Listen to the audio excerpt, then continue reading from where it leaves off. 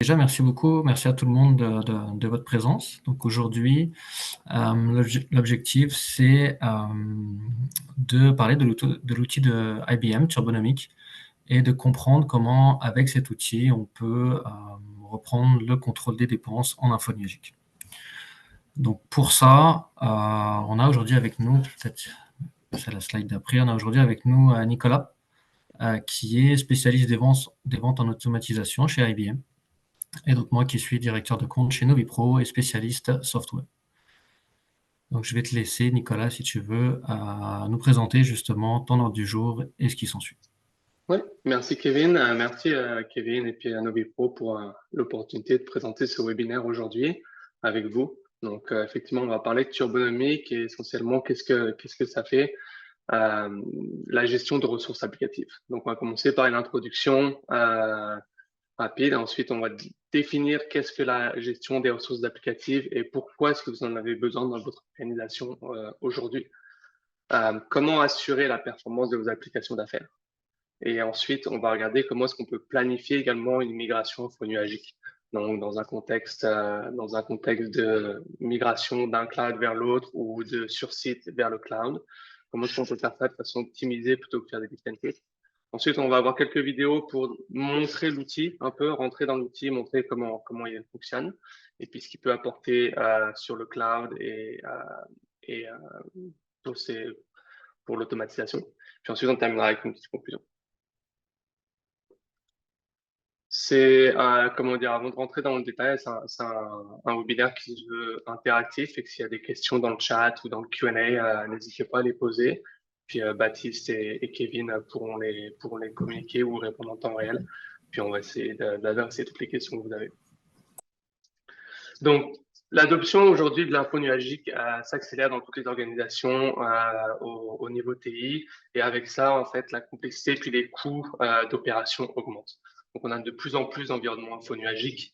On a beaucoup de compagnies qui ont des environnements hybrides, donc soit hybrides voire multi-cloud, donc qui vont avoir un mélange de serveurs sur site et en même temps de différents fournisseurs infonuagiques. Donc, on va avoir vraiment des stratégies qui vont être différentes en fonction de ce qu'on a ici. On a aussi de plus en plus de charges de travail, donc charges de travail dans le sens applicatif, donc des workloads en anglais, où là, aujourd'hui, près de 50% des applications critiques sont dans les environnements infonuagiques, d'après une étude de 2022. Donc vraiment beaucoup d'environnement là-dedans dans un modèle d'affaires qui est beaucoup d'OPEX pour les opérations et pour les organisations.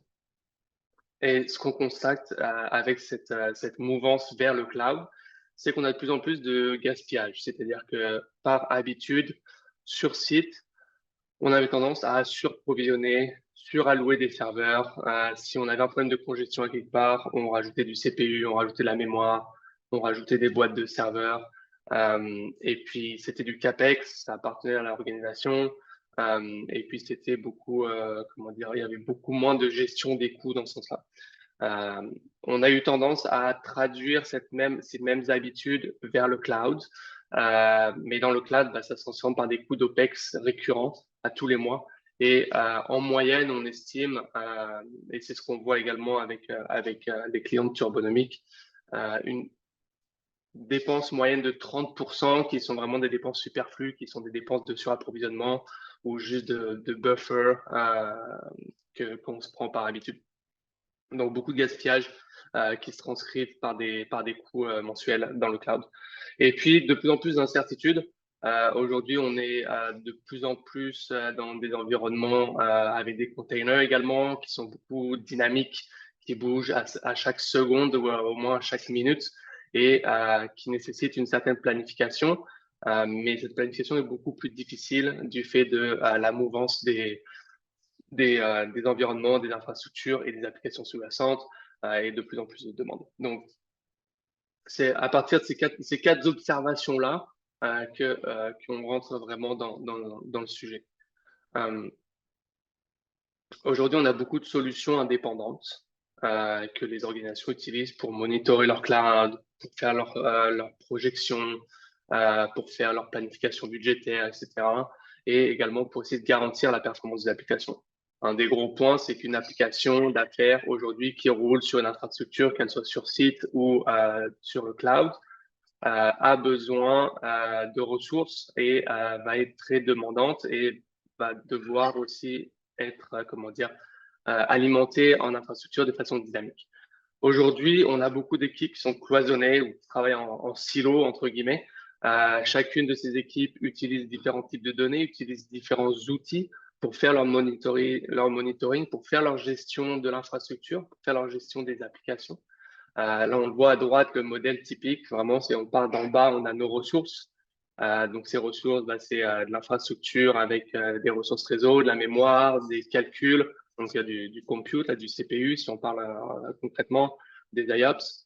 Ensuite, on a des machines virtuelles, on a potentiellement des Kubernetes ou d'autres types de containers. Puis tout ça se sépare entre un environnement sur site, un environnement sur un nuage public, peut-être même un autre nuage public, un nuage privé. Donc là, vraiment, ensuite, on doit gérer chacun de ces verticaux. Ensuite, on a la gestion du nuage hybride de façon globale. Et puis après, on a nos applications qui viennent utiliser tout ça. Et puis là, on doit ajouter une couche de gestion de performance des applications. Donc, chaque niveau ici, chaque couche horizontale comme chaque verticale a vraiment ses équipes, ses outils, ses données. Et il n'y a pas de vue centralisée pour tout ça. Donc, on a un modèle opérationnel qui est vraiment déconnecté, puis on est moins capable de gérer la complexité de notre environnement. Je prends juste une pause. Donc, à partir de cette observation, on constate qu'on pourrait ne rien faire, puis conserver le statu quo. Mais le statu quo également a un coût. Puis là, on en a, comment dire, en discutant avec nos différents clients et les différentes organisations au sein d'IBM, on en a relevé 4 essentiels. Le premier, c'est vraiment les performances des applications vont avoir un impact sur l'expérience utilisateur et sur l'activité de l'entreprise. Donc, ça, c'est un premier coût qui est un coût d'expérience client, de churn potentiel des clients qui vont aller pour un compétiteur si votre application ne fonctionne pas. Et puis également des coûts sous-jacents qui sont des coûts de gestion des problèmes, des coûts de gestion des tickets, d'investigation, de débugage, etc. Ensuite, le deuxième aspect, c'est qu'on va avoir des war rooms, des salles de guerre, un peu où là, toutes les équipes sont réunies ensemble, infrastructure, TI, sécurité, réseau, application, et chacun essaie de voir à qui la faute quand on a un problème qui survient. Donc, est-ce que c'est les applications, est-ce que c'est l'infrastructure, est-ce que c'est les deux? Comment est-ce qu'on fait ça? Puis comment est-ce qu'on a de la visibilité? Donc, beaucoup de cycles qu'on brûle à essayer de résoudre ces problèmes-là. Le troisième aspect, c'est ce qu'on parlait en introduction, c'est vraiment la tendance à faire du surapprovisionnement sur site, qu'on fait également sur les environnements infonuagiques. Donc ça crée automatiquement une augmentation des coûts. Autant sur site, le surapprovisionnement, bah, c'est sûr que c'est plus d'énergie que ce qu'on pourrait en dépenser, donc une plus grosse empreinte carbone, etc. Dans le cloud, en plus de la partie empreinte carbone, énergie, etc., c'est surtout que c'est à la fin du mois, c'est une facture mensuelle que AWS ou Azure ou GCP va nous faire payer et qu'on pourrait essayer d'avoir un certain contrôle sur ces coûts. Et dernièrement, c'est le respect des règles et de la conformité. Donc, c'est d'être en conformité avec nos contrats, avec les licences des fournisseurs, etc. Donc, on pourrait décider de rien faire, mais il y a un coût là-dessus. Oui, Kevin. Par rapport à ça, pour toi, c'est quoi la solution justement pour remédier au manque d'évolutivité? Ouais, ben justement, on va rentrer là-dedans. On va rentrer là-dedans et la solution, ce serait d'imaginer un monde ou en tout cas un environnement où est-ce que on parlait sur allocation, on paierait uniquement pour ce dont on a besoin. Donc vos applications vont payer uniquement pour les ressources d'infrastructure dont elles ont besoin plutôt que de trop payer. On va être proactif plutôt que réactif. Donc les problèmes de performance, on va essayer de les détecter avant qu'ils arrivent ou tout du moins, on va même essayer de les éviter en ayant une allocation dynamique des ressources pour pour éviter toute congestion sur nos applications. On va essayer de combler les lacunes opérationnelles entre les équipes. Donc là, on va donner en fait à toutes les équipes, à tous les intervenants, que ce soit pour les applications ou les lignes d'affaires ou l'infrastructure, etc. On va leur donner une vision commune et des standards d'utilisation de l'infrastructure. Et puis ensuite, on va essayer de vraiment exploiter l'élasticité du nuage. Et ça, on va le faire grâce à l'automatisation. Donc, c'est ce qu'on pourrait essayer de faire, c'est comment dire, ce qu'on vise à faire, Et donc, ça passe par la performance de façon continue. Donc, garder en tête la performance de l'application en tout temps. L'automatisation de façon continue et vraiment exploiter l'élasticité du cloud. Et c'est les promesses qu'on offre avec Turbonomic et qu'on a réalisées avec Turbonomic pour arriver là-dedans. Puis on va le regarder plus en détail. Mais un point important qui a été relevé par un de nos clients récemment, là, c'est que vraiment, à l'échelle humaine, c'est devenu beaucoup trop complexe de réaliser tous ces bénéfices et toutes ces opérations. Donc, ça prend vraiment un outil, et l'automatisation et un logiciel pour y arriver. Donc, ça nous prend Turbonomic, puis c'est le message qu'on va essayer de vous faire passer sur la suite de l'heure qu'on a ensemble. C'est ça, comment ça fonctionne, comment finalement ça peut nous aider Turbonomic dans cet environnement? Oui, absolument. Donc, on va regarder comment ça fonctionne, puis ensuite on va regarder comment ça peut vraiment nous aider d'un point de vue opérationnel. Donc là, de très haut niveau, à très haut niveau, Turbonomic vraiment va aider à automatiser la prise de décision pour l'allocation de vos ressources. Donc, on a un niveau d'abstraction où on a comme un marché acheteur-vendeur.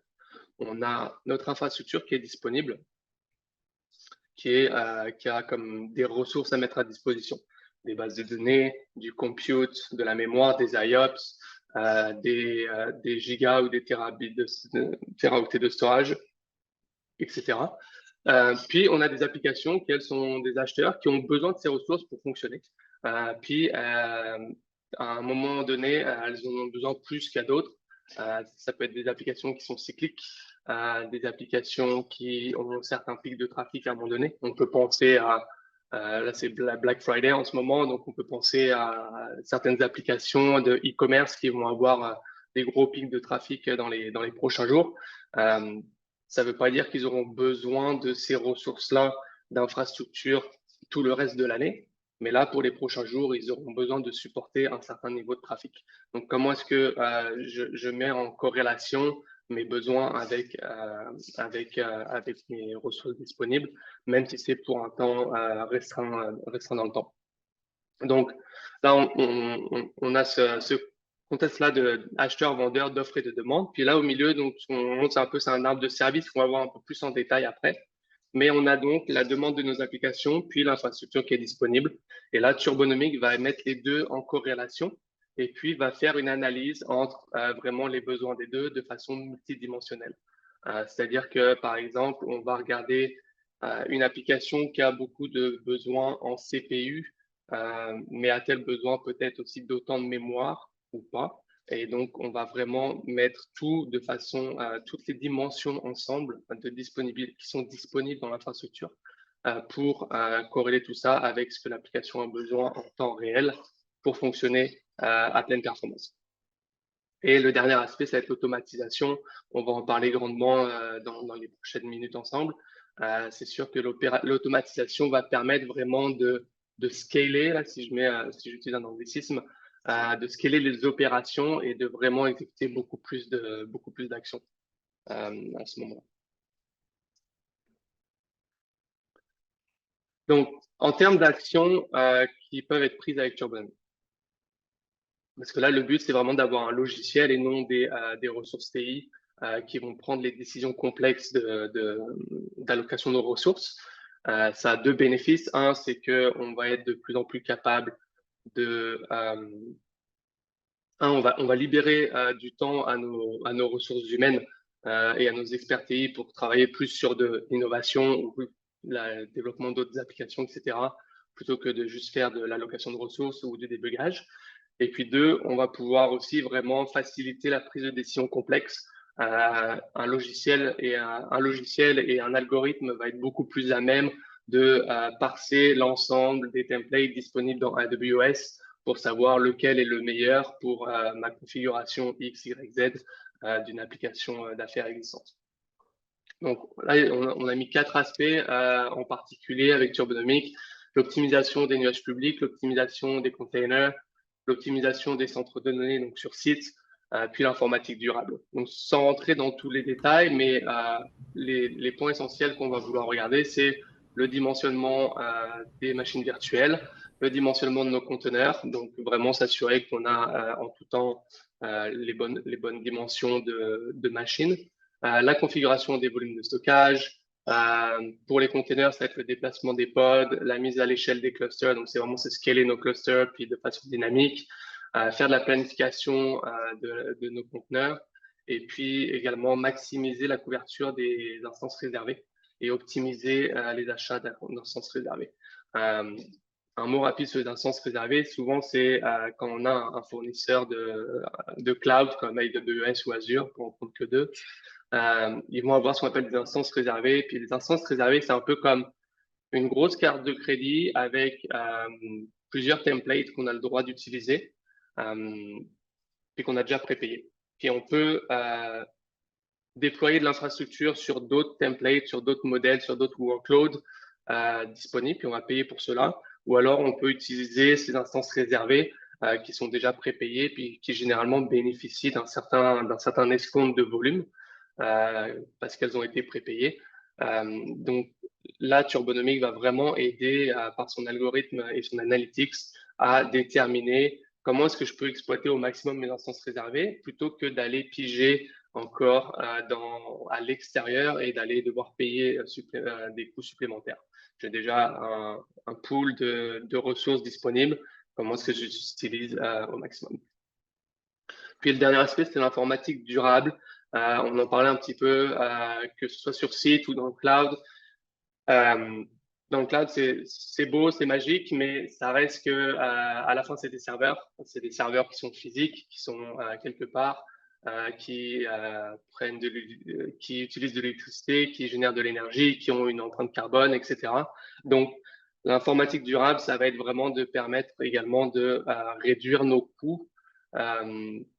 De réduire nos coûts d'un point de vue OPEX purement, mais aussi de réduire, comment dire, notre consommation d'un point de vue centre de données, que ce soit un centre de données qui nous appartient ou un centre de données qui appartient à notre fournisseur de cloud, avoir une meilleure visibilité sur l'utilisation actuelle de notre parc d'infrastructures, faire des actions qui sont beaucoup plus durables, donc faire des choix également, des choix de ressources qui vont assurer la performance de mon application, mais qui vont être en plus avec un aspect de choix au moindre impact environnemental.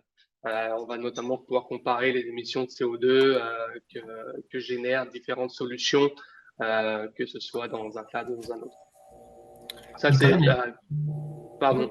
je vais t'arrêter. On a une question sur le chat qui est intéressante. Ouais, Je te laisse finir peut-être si tu veux, je te la donne. Je sais pas si tu avais ouais, terminé. j'allais juste dire que ça va être la partie informatique durable, sera peut-être peut-être le sujet d'un autre webinaire à part entière là, parce qu'il y a beaucoup de choses à dire là-dessus. Je t'écoute pour la question, Kevin. Alors, le cloud a pour avantage de déconstruire le vieux modèle du travail inefficace en silo et favorise le teamwork. Pourquoi alors aujourd'hui le fonctionnement en cloud se révèle plus coûteux en termes de coûts d'opération? Ouais, ça c'est une question vraiment qui est à se poser à toutes les organisations. Puis je pense que la réponse, elle est différente d'une organisation à l'autre. Comment est-ce que la stratégie cloud a été exécutée? Il y a certaines compagnies qui ont vraiment fait un choix d'aller d'un environnement en centre de données vers le cloud, puis qui ont fait un lift and shift, et puis qui ont tout envoyé vers la cloud. Puis là, ils ont dit à tout le monde de travailler ensemble sur le cloud et de se mettre là-dessus. Puis ils ont fait leur modèle comme ça, ils attendent de stabiliser, puis ensuite ils commencent à faire des optimisations. Encore une fois, ma perspective là-dessus, ça reste qu'on a continué de traduire, on a continué de transposer les problèmes qu'on avait dans les centres de données dans le cloud. C'est qu'à un moment donné, dans les centres de données, on avait beaucoup de serveurs, on avait des problèmes de congestion, on les a transposés dans le cloud et on paye à tout le temps, on paye, comment dire, à tous les mois, on paye sa facture. Qu'on utilise les ressources ou non, on les paye. Fait que le fait d'avoir vraiment fait un pur lift and shift sans optimiser, puis sans améliorer la performance de nos applications et sans avoir une vision long terme de c'est quoi les coûts dans le cloud, qui est de toute façon très complexe. On se retrouve avec des coûts qui deviennent exponentiels et qui ne sont pas gérables. Un exemple simple, c'est par exemple si on prend une facture AWS aujourd'hui, vous prenez une facture AWS à la fin du mois, puis c'est des millions et des millions de lignes de budget de ce que vous avez payé, ce que vous avez utilisé. Donc, un client qui a par exemple 10 000 machines virtuelles dans AWS ou dans un autre vendor, c'est des millions de lignes à déterminer. Comment est-ce que humainement on est capable d'analyser ces millions de lignes à la fin du mois pour vraiment faire une corrélation, puis faire du sens de qu'est-ce qui a réellement été utilisé. Donc, la complexité dans le cloud comment dire, est inhérente de la flexibilité qu'on a. Donc, c'est J'aurais beaucoup peut-être plus flexible, mais c'est ça. J'aurais juste rajouté, moi aussi, que peut-être c'était la simplicité pendant un moment d'ouvrir des nouvelles VM sur le cloud, Hmm. d'allouer des ressources, comme tu disais au départ. Donc, c'est sûr que sur un modèle classique, c'était beaucoup plus intéressant de pouvoir aller dans le cloud. Il y a beaucoup d'avantages à le faire. Il s'avère que, en termes de coûts, finalement, ça peut pas se retourner contre l'entreprise, mais ça peut avoir des surcoûts si tout le monde finalement se permet d'ouvrir une VM à chaque fois qu'il y en a besoin, d'augmenter finalement la capacité à chaque fois qu'il y en a besoin. D'où l'intérêt finalement de venir l'optimiser et justement d'optimiser les coûts. Le but, c'est pas forcément de les résoudre, mais au moins de les optimiser. Exactement. Puis là, tu ouvres la porte à un autre sujet qui est aussi la gouvernance. Tu dis que n'importe qui dans l'organisation peut ouvrir une machine dans le cloud à un moment donné. Donc, comment est-ce qu'on fait ce suivi-là aussi de qui a ouvert quoi, à part le fait de voir la facture à la fin du mois. Donc, il y a vraiment tous ces aspects-là ensemble qui font que c'est ça. Mais au fur et à mesure que les entreprises maturent leur utilisation du cloud, je pense qu'on gagne de plus en plus de contrôle là-dessus et on va arriver à une saison beaucoup plus efficiente. Une autre question pour toi, Nicolas. Là, on parle beaucoup d'optimisation de nuages publics. Est-ce que ça peut également accompagner des entreprises qui aujourd'hui sont 100% on-prem et qui envisagent d'aller dans le cloud? Est-ce que ça peut leur permettre d'optimiser leur premier déploiement, ou en tout cas leur déploiement, leur stratégie vers le cloud? Absolument, absolument, Kevin. Donc oui, là on l'a au milieu de l'écran ici, l'optimisation du centre de données. Donc on va être capable également de le faire sur site. On va pouvoir optimiser sur site et puis on va pouvoir aussi faciliter un certain arbitrage de migration dans le cloud. Donc je donne quelques exemples. Euh, on a un client présentement qui est en train de migrer ses centres de données vers le cloud, puis ils ont le choix entre deux clouds, deux fournisseurs. Je ne vais pas les citer, mais c'est pas important, il y en a que trois. Mais d'un fournisseur à l'autre, bah, selon les applications, ils ont différents choix de templates, différents coûts. Puis parfois, le même template qui offre les mêmes ressources va avoir un coût moins cher chez un fournisseur que chez l'autre. Donc, comment est-ce qu'on fait cet arbitrage-là? Bah, là, Turbonomic va pouvoir aider à choisir vers quel fournisseur de cloud envoyer nos workloads du centre de données. Donc ça, c'est un aspect. Le deuxième aspect, c'est la priorisation des applications. J'ai tout un tas d'applications. J'ai par exemple, je sais pas, 400 applications sur site, lesquelles je commence à envoyer dans le cloud, parce qu'on va pas pouvoir les envoyer toutes en même temps. Donc, je priorise peut-être celles qui aujourd'hui ont des problèmes de congestion pour les envoyer dans le cloud, ou est-ce que je priorise celles qui sont à moindre coût quand je vais les mettre dans le cloud pour commencer doucement à m'adapter avec le cloud, mais en ayant la facture la plus basse possible. Donc ça, c'est des choix qui vont pouvoir être faits, puis c'est des arbitrages qui vont pouvoir être faits à l'aide de Turbonomic. Puis dernièrement, je dirais que on parlait tantôt, là, on prend notre centre de données, puis on fait un lift and shift, c'est-à-dire qu'on prend exactement as is, comment est notre environnement, puis on l'envoie dans le cloud, puis ensuite on voit pour stabiliser, puis ensuite on voit pour optimiser. Ce qu'on va pouvoir faire avec Turbonomic, là, c'est vraiment d'avoir une stratégie beaucoup plus d'optimisation dès le départ, dès la première journée. Donc, on va regarder notre environnement sur site dans le centre de données, sur des VM par exemple, et puis on va l'optimiser day one. Donc, on va regarder la performance des applications aujourd'hui sur site avant même de faire un move dans le cloud. Donc, ça, c'est tous des aspects que Turbonomic va pouvoir aider, quelle que soit la taille de l'organisation là-dessus. Dernière question, je te laisse continuer. Combien d'actions généralement Turbonomic c'est capable de trouver quand tu l'amènes dans un environnement?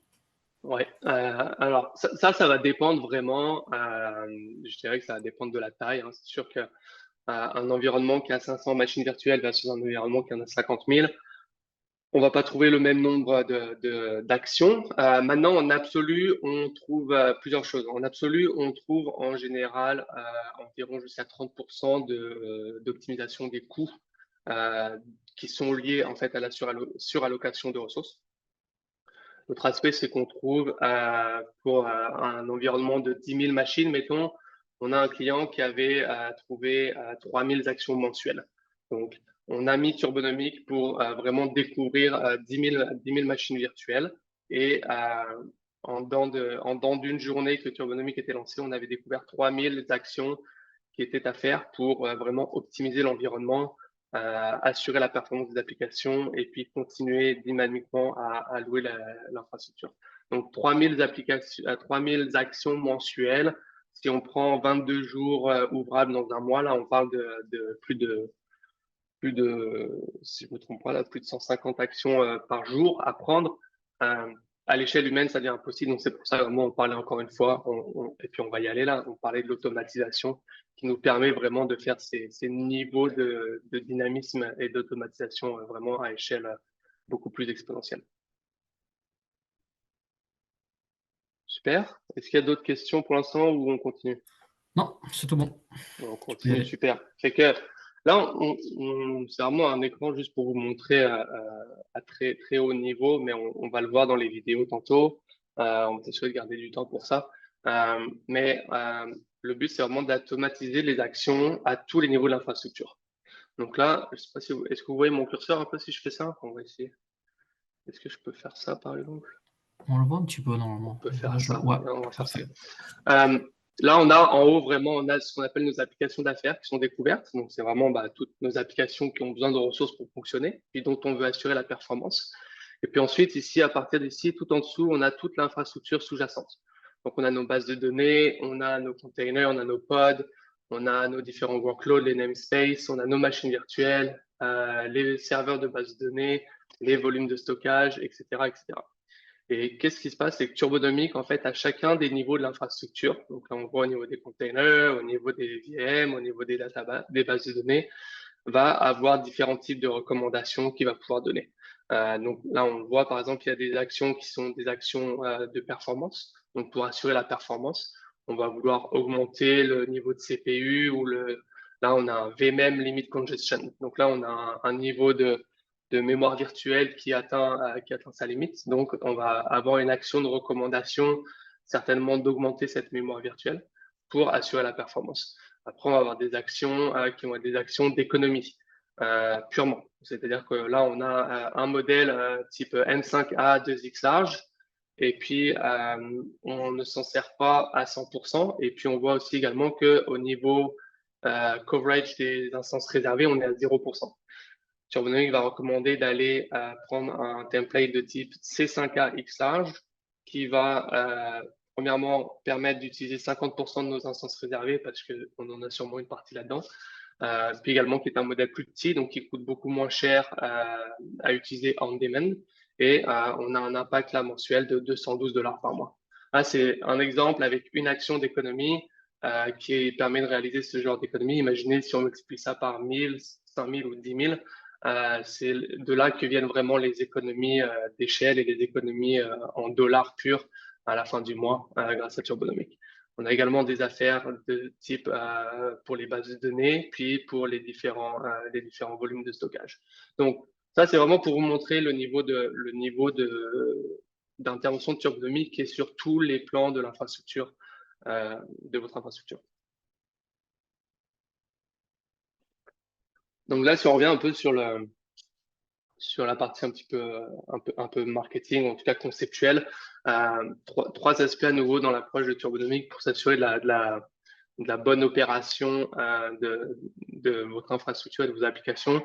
C'est l'observabilité. Donc, prendre en compte toute l'application et la pile complète d'applications. Donc là, je reviens en arrière. C'est vraiment ici à gauche, c'est vraiment tout ça. C'est comment dire, la application stack en anglais, la pile applicative, notre arbre de service. Certaines entreprises utilisent ce terme-là aussi, où là, on parle vraiment de nos applications d'affaires, les différentes transactions, puis toute l'infrastructure sous-jacente.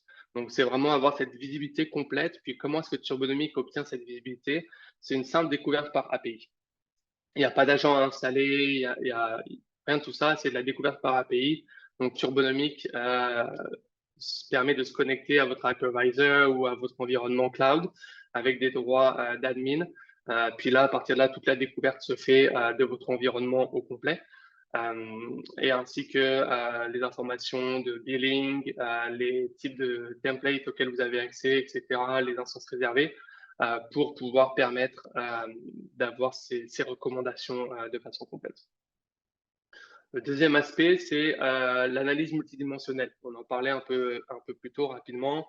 C'est vraiment le fait de pas juste regarder mon CPU est en train d'exploser, il faut que je montre le CPU. Ça, c'est une analyse vraiment unidimensionnelle, puis c'est ce qui est fait beaucoup par les outils cloud natifs des fournisseurs infonuagiques. Turbonomic va regarder, OK, j'ai mon CPU qui est en train d'exploser, j'ai ma mémoire vive qui est en train d'exploser, mais par contre, j'ai un trop grand nombre de IOPS. Et là, on va aller rechercher le template ou le modèle qui vraiment va répondre aux besoins à travers l'ensemble des ressources d'infrastructure, pas juste parce que j'ai mon CPU qui a explosé, donc j'ai pris une plus grosse machine. Parfois, ça peut être des effets inverses. Donc, on va s'assurer d'obtenir des actions qui sont fiables, puis qui garantissent vraiment la performance de l'application. Puis le dernier aspect, je le répète encore, puis ça va être mon mantra jusqu'à la fin de ce webinaire, c'est l'automatisation. Ça veut vraiment d'opérationnaliser l'automatisation en intégrant toutes les actions de Turbonomic dans des pipelines, dans des processus, dans des flux de travail. On va pouvoir vraiment petit à petit construire notre confiance dans l'outil et augmenter le niveau d'automatisation pour limiter le travail manuel des équipes. On va pouvoir intégrer ça avec, par exemple, un ServiceNow, puis faire que chaque action va passer dans ServiceNow pour ouvrir un ticket, pour demander une validation manuelle avant ensuite d'être exécutée automatiquement. Donc, on va pouvoir avoir certains niveaux de contrôle de façon flexible. On peut donner tout le contrôle ou zéro contrôle. Donc, on va pouvoir vraiment jouer avec tout ça. Enfin, excusez-moi, un autre aspect qu'on a touché vraiment dans une des questions que tu me posais, Kevin, c'était la migration vers la cloud. Donc, on a dit plusieurs aspects là-dessus. Ça peut être une organisation qui aujourd'hui est à ses tout débuts dans le cloud, qui n'a pas encore commencé à migrer dans le cloud, puis qui ne sait pas par où commencer ou qui veut de l'aide pour savoir comment prioriser sa migration. Ça peut être une compagnie qui aujourd'hui a 2 environnements cloud, puis qui veut faire de l'arbitrage quand ils migrent une application d'un cloud à l'autre ou vers quel cloud migrer leur application. Là, Turbonomic a un outil de planification qui est vraiment pertinent et vraiment puissant là-dessus, qui va regarder en fait si on faisait un lift and shift. Donc, comme on disait, si je prends exactement mon environnement comme il est aujourd'hui, puis j'envoie dans le cloud, à quoi ça va ressembler?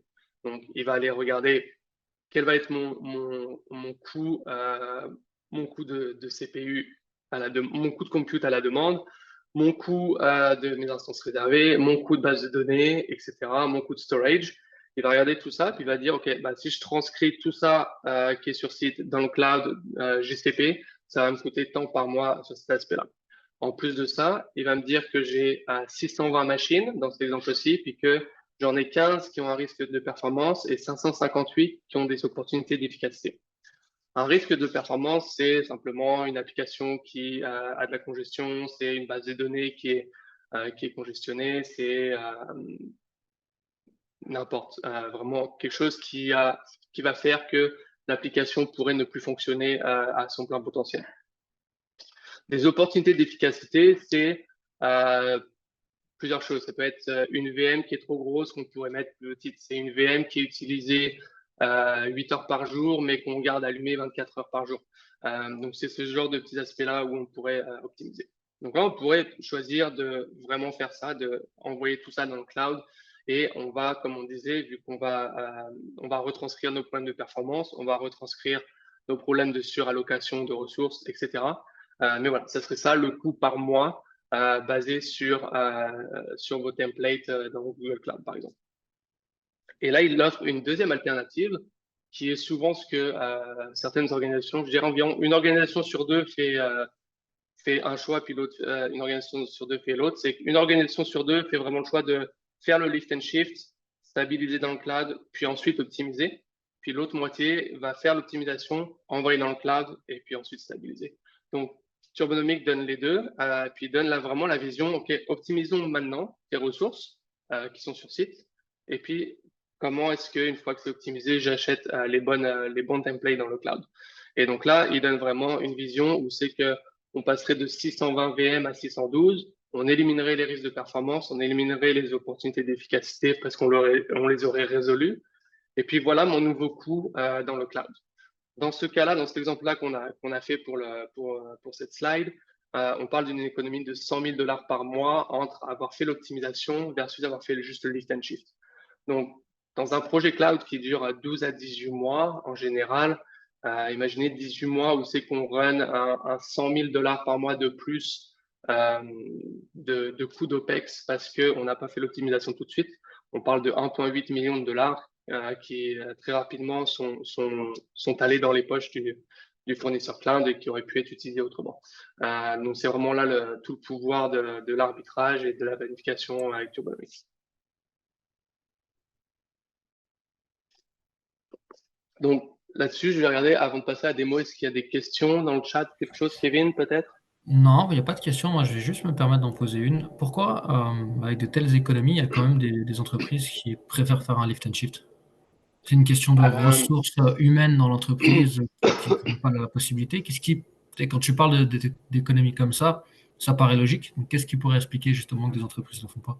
Ouais, c'est une question soit de stratégie, soit de ressources humaines, comme tu disais. Donc, ça va être, on n'a pas c'est pas avoir la bande passante de faire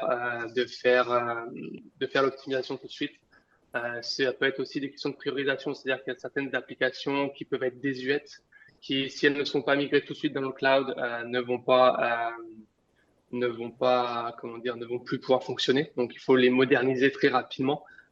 Puis souvent, quand on veut faire quelque chose très rapidement, on n'a pas le temps de faire la partie un peu plus due diligence optimisation. Donc, ça va être vraiment des choix stratégiques basés sur le contexte de chaque organisation. Mais chaque organisation s'en vient à un moment donné. Toute organisation qui a fait un lift and shift ou qui a progressivement envoyé des ressources dans le cloud sans les optimiser tout de suite, constate que c'est sûr, ils surpayent et qu'ils pourraient ensuite avoir de l'optimisation. Merci.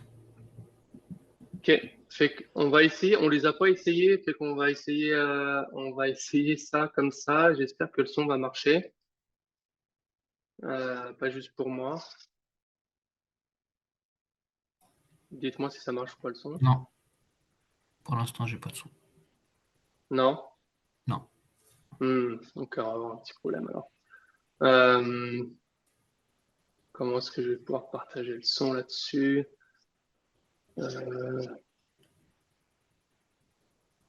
Comment est-ce que je vais pouvoir partager le son?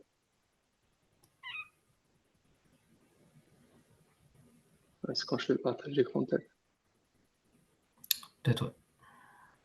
Alors, on va essayer.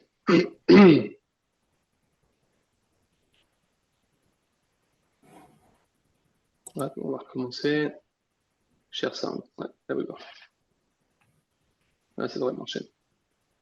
Ok, on recommence. Turbonomic 8 further extends the power of application resource management by using our top-down, application-driven approach to assure performance, whether on containerized, virtualized, or cloud-based infrastructure, literally from the applications all the way down to the metal, understanding the relationship between all resources and immediately taking you to the risk levels that are happening at your business application layers. Not just in showing you where the risk's occurring, but understanding at the business layer, at the service layer, and the resource layer, where issues are occurring with resources that are affecting the quality of service and performance of your applications. By partnering both with our APM providers, such as Dynatrace, AppDynamics, New Relic, Datadog, and more, or by using our new Apex application performance extension technology, we're able to immediately take you again from the top down and understanding where your resources are starving the applications and affecting application performance. Not just in showing you, but being able to give you full stack application changes that can be made from the resources up to the apps. So you can fully automate, partially automate, or manually interact in order to assure performance. Donc ça, c'était un premier aspect que je voulais vous montrer. Euh, c'est en anglais, là, désolé, mais ça résume vraiment la partie, c'est vraiment l'overview de Turbonomic dans l'outil. Et puis un aspect qu'on n'a pas forcément mentionné, mais c'est vraiment la possibilité de voir les temps de réponse et puis évaluer euh, la performance en temps réel des applications. J'ai juste deux autres vidéos à vous montrer, puis que vous pourrez trouver, on pourra mettre les liens avec l'enregistrement du webinaire, que vous pouvez trouver sur Internet là, facilement. C'est des vidéos sur YouTube que je vais vous montrer là-dessus. Because empowering engineers to take action is the top FinOps challenge in 2023, according to the State of FinOps report. Let's begin with the opportunities you have to save and the investments you can make. It starts with taking action. Let's explore what you can do to optimize costs. Turbonomic generates actions that optimize your cloud VMs, volumes, database instances, PaaS, Kubernetes, and even your discounts and RI utilization and coverage. Whether you're in AWS, Azure, or GCP, we have you covered. Got a data center or two? We provide a true single pane of glass for any hybrid or multi-cloud estate. Let's look at an example. Here's an action to scale a virtual machine. Why? Because resources are underutilized. Every action has data to back it up and shows you the performance and cost impact of taking this action. Look at how much you can reduce your monthly cost just for this one VM. But it can be unnerving for application owners and development teams to scale back resources. Performance is paramount. We get it. Let me show you how Turbonomic helps you build trust so you can get teams to take these actions and eventually fully automate. It's important to note that Turbonomic is first and foremost about ensuring applications get exactly what they need when they need it. It's all about performance. Efficiency, reducing costs, that's a side benefit, an outcome. Some of these actions are non-disruptive and reversible. Have your app owner take it. It's a low-risk way to start getting comfortable with automation. And because every action also comes with the metrics and the reasoning behind it, teams have an easier time trusting the analytics. You need that trust in order to operationalize automation. Better yet, if you've got application data from critical tools like IBM Instana or any other APM, Turbonomic can understand the response time and transactions of the application. If you have predefined business SLOs, we'll take that into account too. And because Turbonomic can stitch this application data to the data we're pulling from Kubernetes and the underlying cloud infrastructure, our actions can drive even more elasticity without risking performance. You and everyone else sees exactly how dynamic resourcing improves performance. Here, even as demand fluctuates, response times are kept low. You can gradually take these actions and integrate them with your pipelines and processes. Whether it's Slack, GitOps, Ansible, ServiceNow, Terraform, and more, we've got you covered. Je vais poser la vidéo ici, c'était vraiment le message que je voulais passer, puis c'était ce qu'on a discuté également, plusieurs aspects. Le premier, évidemment, l'automatisation. Le deuxième, c'est vraiment construire la confiance avec l'outil. Parce que quand on parle d'automatisation, d'algorithmes, etc., il y a quand même un besoin de s'assurer comment est-ce que je sais que les recommandations que font Turbonomic sont bonnes et que les actions qu'il va exécuter sont bonnes. Donc, il y a vraiment ces petites étapes, ces baby steps, là, entre guillemets, de utiliser certaines actions. Ce que beaucoup de clients font, c'est vraiment de commencer, par exemple, par comment dire, une action de scale-up. C'est-à-dire, j'autorise Turbonomic à, si j'ai besoin d'augmenter mon CPU, d'augmenter mon CPU. Puis petit à petit, ils construisent la confiance et puis commencent à comprendre comment Turbonomic fonctionne, puis voir que vraiment l'effet sur la performance des applications fonctionne bien, puis que parfois on sauve des coûts également. Et le troisième aspect, vraiment, c'est, encore une fois, elle l'a dit plusieurs fois dans la vidéo, c'est ce que j'essaie de répéter régulièrement, c'est vraiment que le but premier, c'est d'assurer la performance de vos applications. Ce qu'on veut éviter, c'est que vous pensiez que Turbonomic est un outil d'optimisation des coûts. L'optimisation des coûts est vraiment une conséquence, mais assurer dynamiquement dans le cloud et également sur site la performance de vos applications, c'est là où est vraiment toute la stratégie et c'est là que ultimement vous allez finalement optimiser. On doit encore, j'attends encore de voir un client qui était tellement efficient dans le cloud ou sur site qu'il n'y avait pas de surallocation, puis que la performance, le fait d'assurer la performance n'avait pas également permis de réduire les coûts. On a vu des réductions de coûts chez tous nos clients à date avec Turbonomic.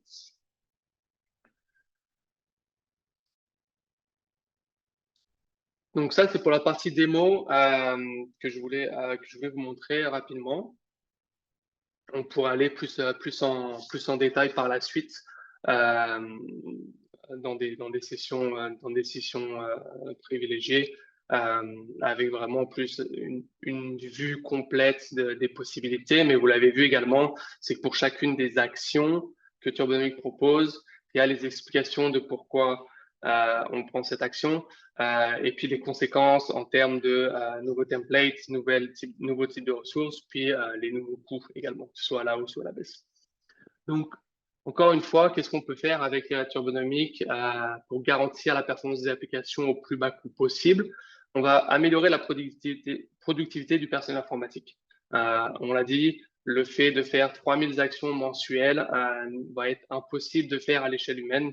Donc, on va vraiment venir utiliser le logiciel et l'automatisation pour simplifier ces tâches complexes dans le cloud et sur site et vraiment automatiser la prise de décision d'allocation de nos ressources pour nos applications.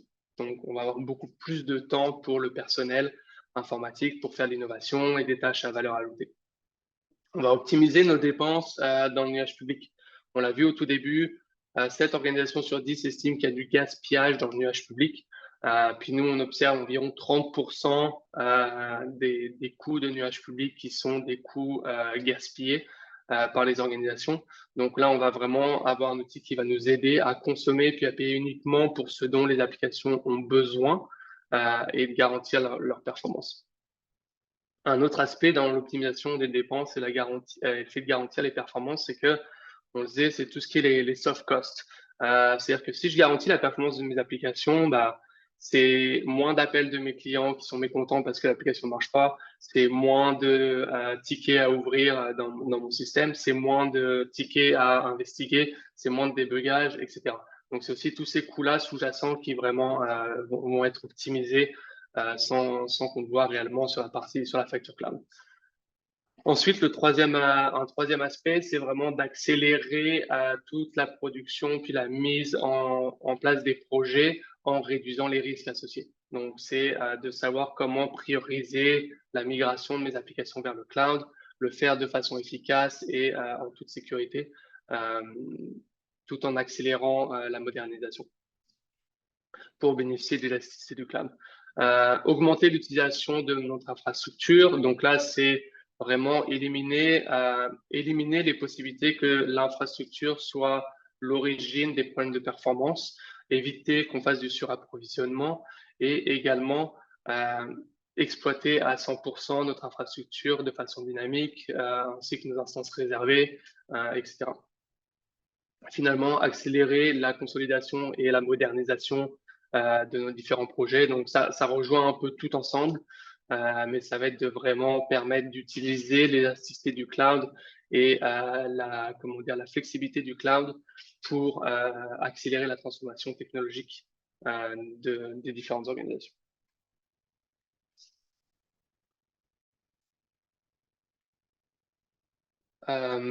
On arrive bientôt à la fin, on va laisser un peu de temps pour les questions, Kevin, je pense. Mais pour l'instant, on est correct. On a réussi à tout répondre, mais c'est ça. Il nous reste 10 minutes. Ok, on va garder ça correct. Là, c'est un peu une petite courbe de maturité pour donner un exemple de comment on construit la confiance et comment est-ce qu'on s'en va vers l'automatisation petit à petit. C'est quoi un peu les différents objectifs qu'on pourrait se mettre. Ici, c'est un exemple d'un client qui a Microsoft Azure. Mais voilà, il commence en bas à gauche avec de la planification. À la base, c'était d'avoir vraiment la visibilité sur leur arbre de service, là, comme on voyait, donc mes applications, quelles infrastructures est-ce qu'elles utilisent, puis avoir la visibilité là-dessus pour savoir comment je vais planifier mes migrations dans le nuage et puis comment est-ce que je vais planifier une fois dans le nuage l'utilisation de mes ressources. Ensuite, on va regarder comment est-ce qu'on va faire peut-être supprimer ou suspendre des ressources qui sont inutilisées. J'ai des volumes de stockage ou des machines virtuelles qui sont inactives. Est-ce que je les suspends? Est-ce que je les supprime? On va pouvoir faire ces choix petit à petit. Puis là, c'est un premier niveau d'optimisation. Ensuite, on va faire la mise à l'échelle. Mise à l'échelle pour la traduction de l'anglais de scaling. Donc là, c'est vraiment la capacité de vraiment exploiter le logiciel pour accélérer vraiment l'utilisation de l'automatisation. Donc, nos machines virtuelles, comment est-ce que je m'assure que je fais un scale-up, un scale-down, pareil pour mes instances de base de données, etc. Ensuite, je vais faire des calendriers de suspension, par exemple. Donc, j'ai des fenêtres de maintenance à toutes les fins de semaine où c'est que j'ai pas besoin de certaines machines. Je vais céduler ces suspensions. J'ai des machines qui sont utilisées uniquement pendant que mes employés sont au bureau entre 9 et 5. On a un client là récemment qui nous disait, moi, mon environnement, il est assez basique. C'est entre 9 heures quand les premières personnes se connectent, puis 17 heures quand les personnes quittent. Et je sais que c'est assez rigide là-dessus. Entre 17h et 9h le matin, j'ai pas besoin d'avoir mes instances qui roulent. Ben, on va créer ces calendriers de suspension pour dire qu'on n'a pas besoin que les outils roulent, les machines roulent 24 heures sur 24. Ensuite, on va aller exploiter de plus en plus les escomptes. Donc, ce qu'on disait, les instances réservées, les escomptes de volume, et puis toutes les offres promotionnelles, etc. Des exemples qu'on a, c'est un client qui avait à un moment donné une série de templates sur AWS et puis du jour au lendemain, on a vu une grosse chute dans le coût de leurs opérations sur AWS. Ce qui s'est passé, c'est qu'en fait, pendant la nuit, AWS avait relâché des nouveaux templates, des nouveaux modèles qui étaient plus performants puis au moindre coût. Fait que Turbonomic automatiquement a pris la décision de migrer tout un tas de workloads vers ces nouveaux templates beaucoup plus efficaces et beaucoup moins coûteux. Du coup, le client a vu sa facture baisser très rapidement. Ça, c'est quelque chose que si on avait dû le faire à la main avec un humain, ça aurait été beaucoup plus compliqué d'être d'abord on top des nouveaux templates, de tous les analyser, de faire le choix et la décision de quel template est le meilleur à utiliser. Là, on utilise vraiment un algorithme et un outil logiciel pour faire ces choix rapidement pour nous en quasi temps réel. Et puis enfin, on arrive à la partie vraiment là où on va débloquer l'élasticité du cloud. Puis c'est vraiment là le but ultime parce que bien que ce soit complexe, bien que ce soit parfois des environnements containers, des workloads beaucoup plus dynamiques, ça offre vraiment ça offre vraiment des capacités bien supérieures aux capacités un peu plus rigides des centres de données. Être dans le cloud a vraiment ces bénéfices-là. Maintenant, si on arrive à le faire de façon à assurer la performance de nos applications et en contrôlant nos coûts, là, on va vraiment pouvoir faire de l'innovation et accélérer notre transformation digitale. Donc, c'est un peu ça le genre d'étapes et de processus. Pour aller plus loin, je mentionnais, on peut faire des sessions individuelles pour vraiment avoir une démonstration plus détaillée ou pour répondre vraiment à vos environnements particuliers. Puis, quelque chose qu'on fait habituellement très, très rapidement, c'est de faire une preuve de valeur, un POV, où là, on va faire un déploiement sur site, par exemple, chez le client de Turbonomic. On va activer les différentes API nécessaires. Ensuite, on va laisser Turbonomic rouler, puis faire ses recommandations. Puis là, dans de quelques heures, en général, on a les premières recommandations. Et ce qu'on fait, c'est qu'on le laisse rouler pendant 30 jours. À la fin des 30 jours, IBM génère un rapport avec les différentes trouvailles d'optimisation, les gains commerciaux et les gains techniques qui peuvent être faits. Et puis là, ensuite, les clients peuvent décider d'exploiter les données de la preuve de valeur. D'un point de vue de l'organisation du client, c'est vraiment une durée moyenne. En général, sur le mois, on demande une présence de 8 heures. Donc, une fois que tous les prérequis de sécurité, etc., ont été faits, c'est 8 heures d'implication de votre temps. Le reste, c'est l'outil qui le fait, puis c'est IBM qui le fait pour ensuite vous donner toute la visibilité. Voilà, j'ai bientôt fini, puis après, je vais laisser le mot de la fin à Kevin. Je voulais juste parler de FinOps, dans le fond, parce qu'il n'y a pas de... on ne peut pas parler de Turbonomic aujourd'hui sans parler de FinOps et puis sans parler du fait que cet été, en août, IBM a conclu l'acquisition de Apptio.